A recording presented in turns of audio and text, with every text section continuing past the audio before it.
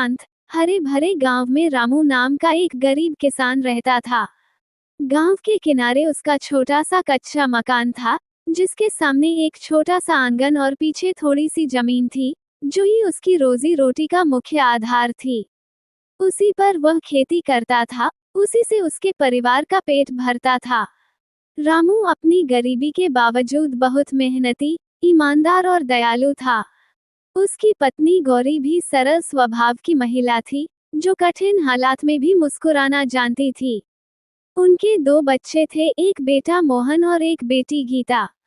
गांव में अक्सर लोग रामू की तारीफ करते थे कि वो कम साधनों में भी कभी शिकायत नहीं करता। परंतु हाल ही उनके 2 बच्चे थे, एक बेटा मोहन और एक बेटी गीता। गांव में अक्सर लोग रामू की तारीफ करते थे कि वो कम साधनों में भी कभी शिकायत नहीं करता। परंतु हाल ही में कई महीनों से बारिश न होने के कारण खेत सूखने लगे थे। फसलें प्यास से मरने लगी थीं और रामू की हालत और खराब होती जा रही थी। लगातार सूखे ने पूरे गांव को प्रभावित किया, पर गरीब किसानों पर इसका सबसे ज्यादा असर पड़ा, उनमें रामू भी शामिल था।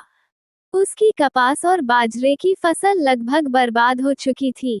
घर में अनाज दिनों दिन घटता जा रहा था। जानवरों के लिए चारा भी मुश्किल से मिल रहा था। एक दिन शाम को रामू खेत से थका हारा लौट रहा था। रास्ते में उसका पुराना दोस्त शंकर मिला, जिसने उससे पूछा, रामू, कब तक ऐसे चलेगा? न पानी, न पैदावार। गांव वाले शहर की ओर जाते दिख रहे हैं। तू क्यों नहीं जाने का सोचता?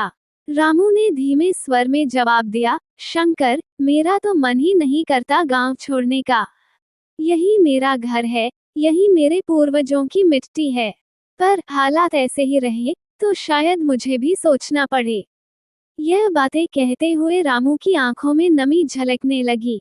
वो समझ नहीं पा रहा था कि अपनी मेहनत पर गर्व करे या हालात पर दुख जताए। एक सप्ताह बाद गांव में तहसील से सूचना आई कि सरकार ने किसानों के लिए एक योजना चलाई है, जिसमें उन्हें सिंचाई के लिए मुफ्त में पानी का अस्थायी प्रबंध किया जाएगा। ये सुनकर गांव में आशा की नई किरण जाग उठी। रामू भी सरकारी अधिकारी से मिला और अपने खेत के लिए पानी की सुविधा की अर्जी लगाई।